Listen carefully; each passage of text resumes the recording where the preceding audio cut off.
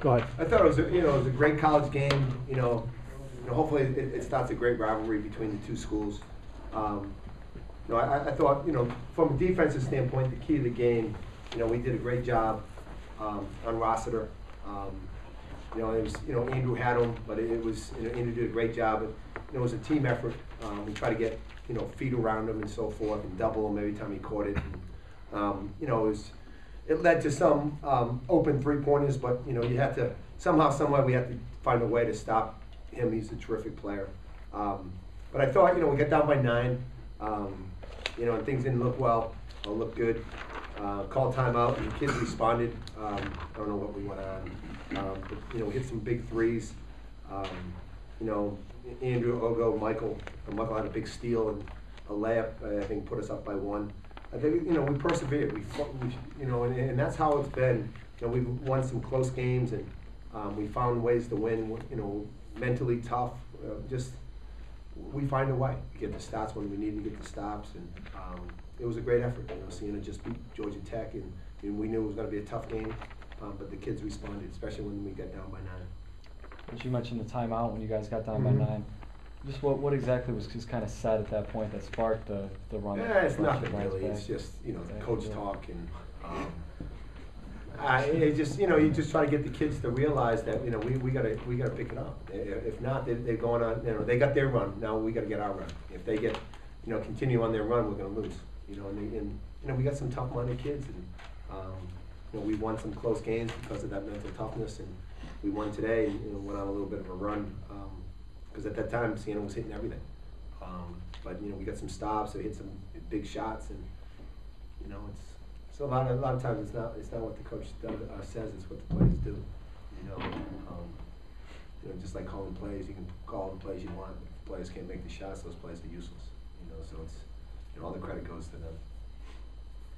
Mark, it's 6 straight in double figures for Michael, and it seems like his assist totals lately they've seemed to go up. Has there been an effort to get him more involved on every possession? Or? No, it's just he's being much more aggressive. He's shooting the ball well. He's making decent decisions for the most part. And he's rebounding the ball. He's playing really well. I think you need to ask him more, but I think his confidence level is up. And when you feel good about yourself and feel like you're playing well, you're going to continue to play well. It's when you're shooting the ball, 4 for 7. And when Mike came in as a freshman, he had a hard time hitting the backboard.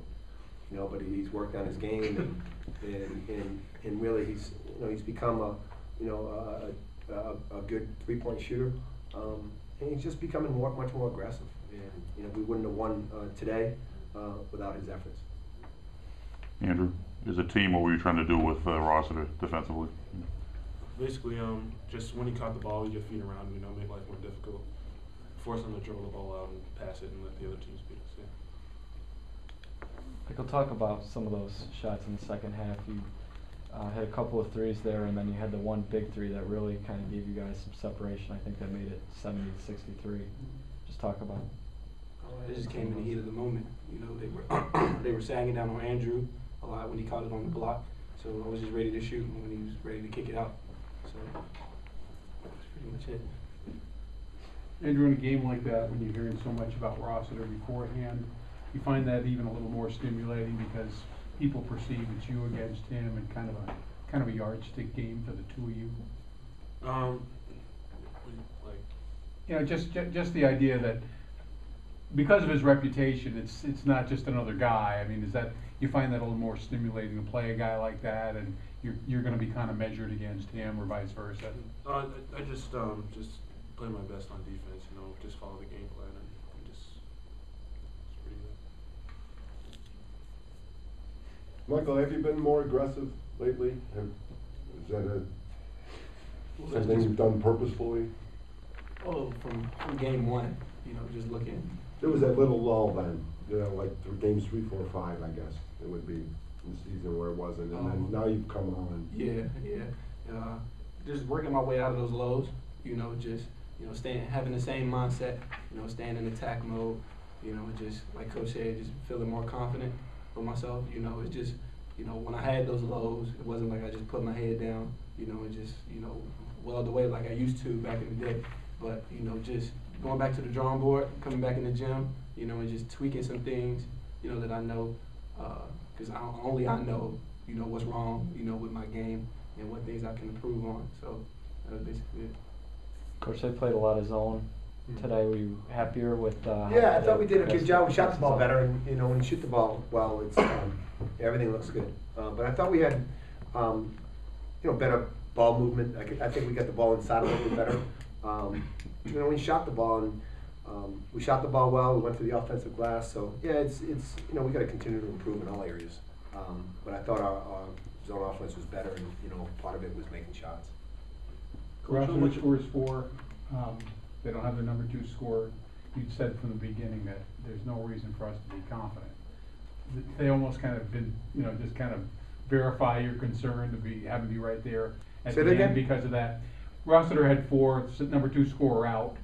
You know, and you said before the game, nonetheless, these guys obviously are not to be taken for granted. And No, it was that's almost what we they did. vindicated what you said beforehand. They beat Georgia Tech without Jackson. Right, You yeah. know, so we knew going in that we had our hands full.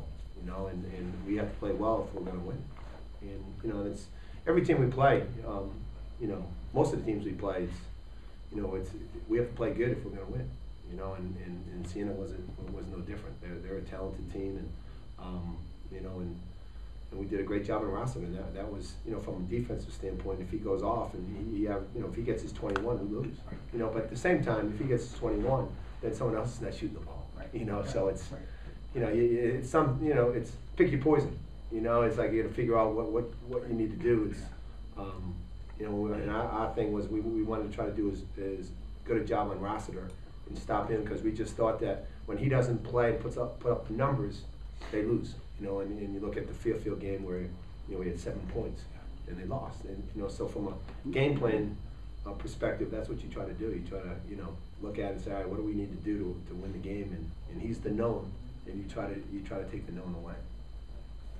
Coach, how much of a luxury is it to have a big man who shoots 75% from the free throw line, and so you have to sub him in and out at the end of the game, and it's just kind of pounded into him? Yeah, it's a luxury to have Andrew on our team. You know, he makes everybody that much better. He makes me as a coach look better. You know, we're lucky to have, you know, such a talented student athlete. Not just somebody that does it on the court either. Someone does it in the community. And you know, I read an article about Rossiter and how he's, you know, a community guy and a good student and so forth. You know, we got one ourselves. You know, someone that really personifies what we try to do here. Thanks. Thanks, guys. Thank you.